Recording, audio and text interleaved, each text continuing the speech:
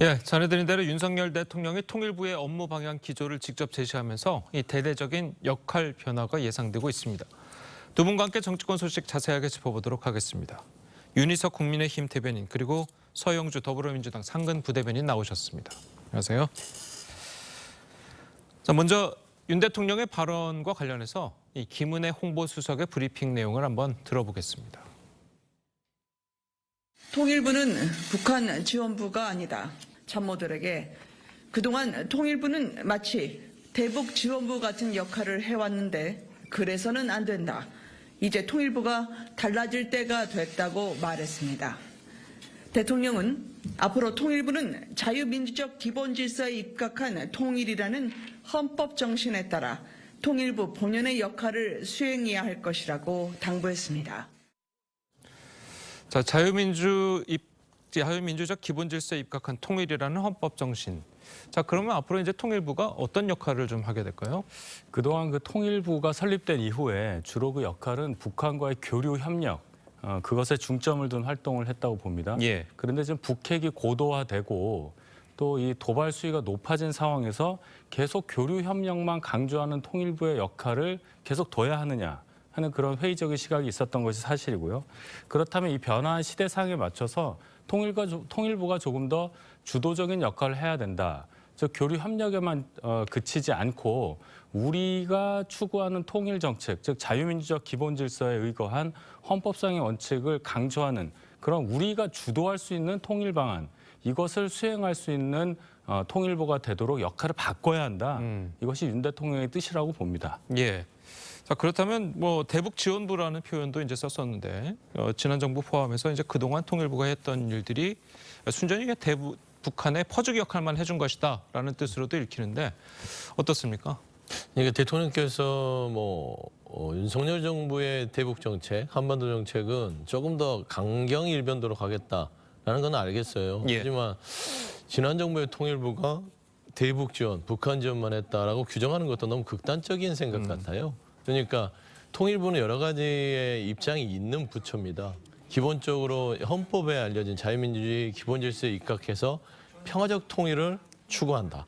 평화적 통일을 추구하는 게 평화통일의 원리가 헌법의 기본 정신입니다. 그렇기 때문에 통일부를 설치를 한 거예요. 그러니까 힘으로 무력으로 흡수 통일을 한다거나 이렇게 강경 일본도로만 하라고 했으면 통일부가 왜 필요했습니까?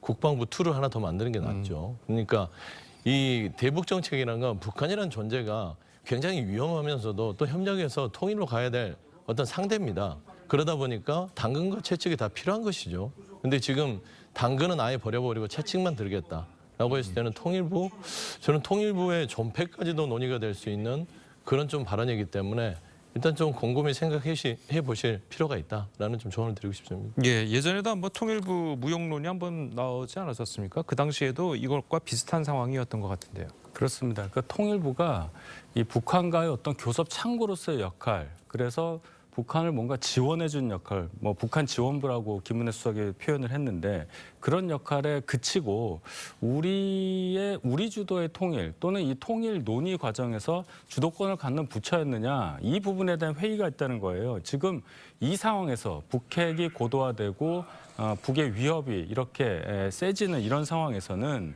우리가 북에 할 말은 해야 된다는 것, 즉 인권 문제라든지 국제법상의 북의 여러 가지 문제점 이런 것들을 우리가 한 번도 북에 면전에서 제기한 적이 있었느냐. 이것을 바탕으로 해서 북에 대해서 우리가 할 말을 하면서 그리고 거기에 대해서 그동안 교섭 창구를 통해서 쌓여져 있는 정보, 그 정보의 수집 능력을 더 강화하고 분석을 더 강화하자. 그렇게 될 경우에는 대북 제재라든지 또 북의 도발에 대한 대응이라든지 이런 부분에 있어서도 통일부가 제 목소리를 낼 수 있다. 그렇게 될 경우에 우리가 원하는 자유민주적 기본 질서에 따른 통일 방안을 조금 더 수행을 잘 할 수 있는 그런 기반이 마련된다. 이런 차원의 통일부 역할 변화 주문이라고 생각합니다. 아까 이제 그 통일부가 아니라 이제 제2의 국방부가 필요할 것이다라고 이제 말씀하셨는데 그런 의미에서 지금 그 이번 정부가 추진하고 있는 통일부의 역할 변화를 두고 제2의 국정원이라든지 아니면 대북 선전부서가 될 수 있다. 자, 이렇게 이제 민주당에서 이야기가 나오고 있는 것도 사실이거든요. 자, 그렇게 보십니까? 네, 그런 우려를 표하는 것이죠. 야당이라는 것은 그런 방향이 옳지 않은 것이죠. 예. 통일부 부처를 설립했을 땐 그 근거가 있는 것이고 기본적으로 대북 지원부라는 규정도요 굉장히 잘못된 표현입니다. 대북 지원이라는 한 축이 있는 것이죠. 예. 그런데 그거를 지난 정부에서 통일부는 대북 지원부라고 규정하면서 결국에는 지난 정부의 정책을 지우고 우리 정부의 정책을 가겠다는 거는 이해가 되나 본인들이 잘하면 되죠. 근데 굳이 그렇게까지 지난 정부의 통일부를 북한 지원부였다라고 하는 것은 굉장히 좀 극단적으로 정쟁화시키겠다는 것이고요. 예. 두 번째는 지금 김용호 후보자죠. 통일부 장관으로 임명된 분께서 보면 통일부 장관이 되셨는데 그 자격이 좀 의심스럽긴 해요. 첫 번째는 기본적으로 본인이 가지고 있는 생각이 핵무장론, 전술핵 배치, 주장 있지 않습니까? 근데 윤석열 대통령도 그거를 용인하지 않고 있습니다. 두 번째는 흡수통일론자예요. 김영민 교수가 줄곧 주장했지만 근데 흡수통일이라는 건 결국에는 힘으로, 무력으로 그것도 다 용인하겠다. 무력 통일도 용인하겠다는 그런 위험한 생각을 갖고 있기 때문에 통일부 장관으로서 조금 더 강경하게 대북 정책을 추진했을 때 북한이 알다시피 상식적인 집단은 아니잖아요. 그렇기 때문에 조금 더 말하자면 당근과 채찍의 이 지혜를 잘 발휘해야 되는데 강경 일본들은 눌렀을 때 어떻게 됩니까? 예전에 김대중 대통령께서 햇볕 정책으로 평화통일에 대한 그런 거를 이끌어냈듯이 가야 되는데 저는 좀 그런 우려들을 지금 야당이 하고 있다라고 좀 말씀드리고 싶어요. 예. 지금 방금 지적하신 것처럼 이 김용호 후보자의 이제 예전에 이제 대북관이나 이제 과거 발언들 때문에 물론 뭐 야당에서도 문제 삼고 있고 자, 그런 그런 면에서 봤을 때 통일부의 역할이 달라질 것이다라고 이제 예측하는 분들도 계시고요. 자, 김용호 후보자에 대한 여당의 입장은 어떻습니까? 우선 그 김영호 후보자에 대한 이 공격 내용을 보면은 뭐 극우다, 너무 강경파다 이런 얘기를 합니다. 통일부 장관입니다. 어차피 북과 우리는 끝난 지 오래된 체제 경쟁을 계속 할 수밖에 없는 상황입니다. 체제에 대한 문제를 다루는 그런 장관이 선명한 가치관을 갖고 있다. 뚜렷한 입장을 갖고 있다고 해서 뭐 극우라느니 그런 센 비판을 받을 이유는 전혀 저는 없다고 생각합니다. 어차피 체제에 대해서 서로 경쟁하는 입장이라면 입장은 뚜렷할수록 저는 좋다고 생각하고 그런 상황에서 볼 때 지금 이 통일부의 역할이 바뀌어야 하는 이 아주 혁명적인 상황이 왔는데 그럼 어떤 분이 통일부를 맡아서 이것을 바꿔야 하느냐 이런 상황을 생각을 해본다면 조금 더 뚜렷하게 정책을 이끌어 나갈 수 있는 그런 가치관을 가진 분이 이번에 통일부 장관을 맡는 것이 여러 가지로 맞지 않느냐 그런 의견이 주류라고 생각합니다. 알겠습니다. 자, 저희 다음 이야기도 좀 해보도록 하겠습니다. 자, 후쿠시마 오염수 방류가 임박하고 있죠. 자, 지난 주말 동안에 민주당은 서울 도심에서 대규모 장외 집회를 열었습니다. 관련 영상부터 먼저 보고 오시겠습니다. 세상에 반대하는 국민들을 괴담 유포한다고 수사한다고 협박하는 나라가 어디 있습니까? 대통령과 정부 여당은 쓸데없는 괴담 소리 하지 말고 대한민국 주권을 지키기 위해서 앞장서서 싸우라! 저는 똥을 먹을지언정 후쿠시마 오염수 먹을 수 없습니다. 민주당의 장외 집회는 괴벨스의 선전선동과 너무나도 일치합니다. 분노와 증오야말로 대중을 열광시키는 가장 강력한 원동력이라는 점을 10분 이용해 대한민국을 혼란에 빠뜨리는 위험한 존재라고밖에 평가할 수 없을 것입니다. 예. 자, 이게 뭐 머리에 꽃을 꽂고 나오신 분도 계시고, 자, 여러 가지 뭘 먹을지언정 오염수를 먹을 수는 없다. 자, 이게 굉장히 선동적인 말도 좀 나오고요. 자, 어떻게 보셨습니까? 임종성 의원의 발언은 15년 전 광우병 그 시위 때 어떤 연예인이 했던 말하고 똑같은 얘기죠. 15년이 지난 이 시점에도 저런 식의 선전선동을 한다는 것 자체가 민주당의 어떤 진위가 전혀 전달이 되지 않는다는 그런 의미로 봐야 되겠죠. 국민들께서 반응을 해야 되는데 저 장애 집회 보면은 그렇게 사람도 없습니다. 공허한 메아리라고 생각하고 이 점을 봐야 됩니다. 민주당에서 정치적인 어떤 이유 때문에 반대를 할 수는 있다고 보지만 과연 그러면 지금 이 시점이 문재인 정권 시점이다. 그러면 민주당에서 저렇게 단식도 하고 장애 집회도 하겠느냐를 생각해 봐야 됩니다. 일본에서 오염수를 방류를 한다. 처리해서 방류한다. 이 시점이 공교롭게도 윤석열 정권 시절로 된 거예요. 만약에 이것이 당겨져서 문재인 정권 시절에 일본에서 방류한다고 결정을 하게 된다면 민주당 의원들이 저렇게 나올 수 있겠느냐는 거예요. 그 증거가 뭐냐면 문재인 정권 시절에 정의용 외교부 장관 지금 정부 입장과 똑같은 얘기를 했습니다. 일본에서 기준치에 맞춘 과학적인 증거에 따른 그런 처리를 한 후에 그 기준치에 안에 들어가는 오염수를 방류한다면 반대하지 않겠다. 이렇게 얘기를 했거든요. 그때와 지금 무엇이 다릅니까? 다른 것은 딱 하나예요. 정부가 문재인 정부에서 윤석열 정부로 바뀌었다. 그거 딱 하나인데 민주당 이럴 수 있냐는 얘기예요. 그걸 국민들께 납득시킬 수 있느냐? 저는 그거 불가능하다고 봅니다. 예.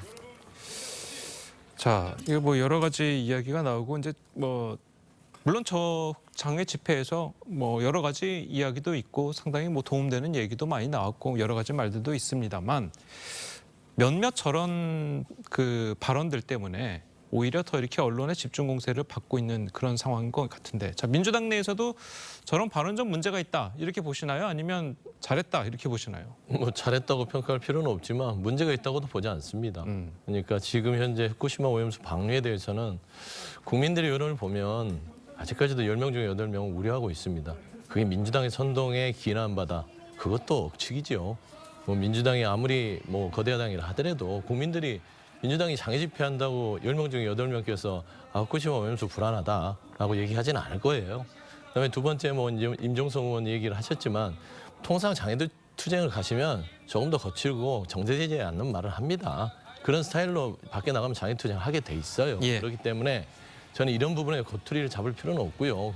솔직히 지금 최근에 보면 그 일부 국민의힘 의원들 두 분께서 노량진 수산시장 가서 수족관 물을 떠먹는 건 저 말보다는 더한 부끄러운 일이에요. 이제 그런 일이 있었기 때문에 아마 임종석 의원께서 얘기를 한 것 같은데 지금 이제 윤희석 대변인께서 이런 말씀을 하시죠. 민주당이었으면 문재인 정부 시절이었으면 어떻겠냐.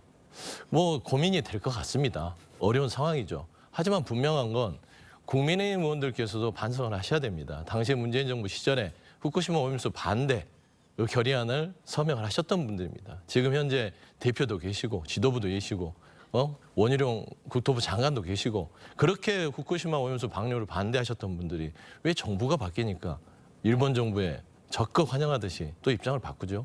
저는 그런 부분에 있어서는 과거의 이런 부분들의 과거라면 이런 가정적 단어보다는 현재 일본 후쿠시마 오염수 방류에 대해서 국민들이 불안해하느냐 안 하느냐 그걸 살펴보는 것이 헌법을 강조하는 윤석열 정부의 자유민주주의, 국민의 동의를 받아서 국정을 운영하는 그런 방침이 맞지 않겠냐라는 좀 말씀드리고 싶습니다. 알겠습니다. 저희 방금 말씀하신 것처럼 자, 국민의힘에서도 회찍 먹방으로 반격을 하고 있습니다. 자, 그런데 이 일부 의원들이 수조 속의 바닷물을 떠서 마시기도 했습니다. 자, 그 모습 한번 보고 오시겠습니다.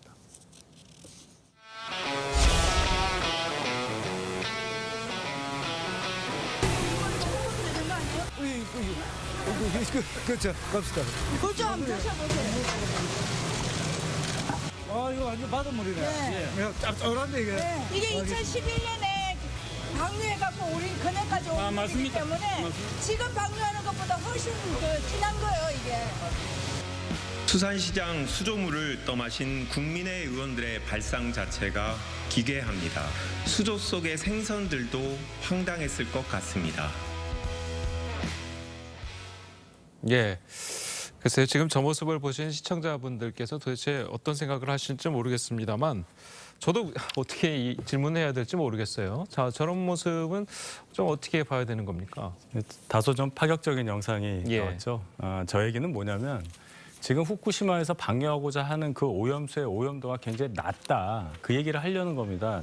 김영선 의원이 바닷물 이렇게 드시고 난 다음에 말씀하셨지만은 2011년 3월에 후쿠시마 원전에서 사고가 난 이후에 한 2년 동안은 그 오염수, 빗물이라든지 지하수라든지 그 원전을 지나갔던 그 오염수가 아무런 조치 없이 그대로 바다로 방류가 됐었습니다. 예. 그때 방류된 그 물, 그 안에 있었던 방사성 물질, 알프스라고 하는 거 거기서 걸러지지도 않은 세슘, 스트론튬 다 나왔습니다. 삼중수소까지 다 나왔죠. 그 오염의 양이 지금 후쿠시마에서 저장하고 있는 오염수 속에 있는 방사성 물질의 3만 배 정도 된다고 합니다. 그게 이미 풀렸어요. 풀려서 10년이 지났고 그렇다면 우리 바다를 돌아도 한 2번 정도 돌았겠죠. 그런 상황이기 때문에 지금 저 수조물이 그러한 물이다. 그런데도 아무 문제가 없다. 그런데 왜 이렇게까지 괴담을 퍼뜨리느냐. 이것을 강조하기 위한 그런 하나의 행동이라고 보고요.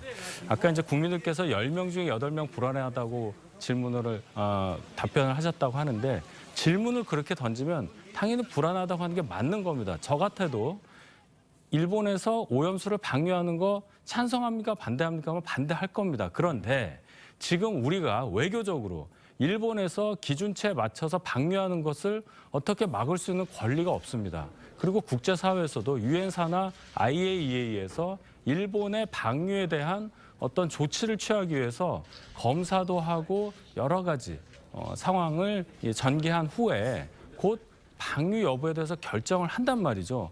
거기에 따를 수밖에 없는 게 우리의 입장입니다. 과거에 우리가 반대했다는 거 하고 그리고 그 반대했던 방류수의 방류 이후에 우리에게 어떤 영향을 끼치느냐 하는 그 부분은 전혀 다른 문제다. 이 말씀을 꼭 드리고 싶습니다. 알겠습니다. 자, 그리고 이제 민주당 소속이죠. 김영주 국회 부의장.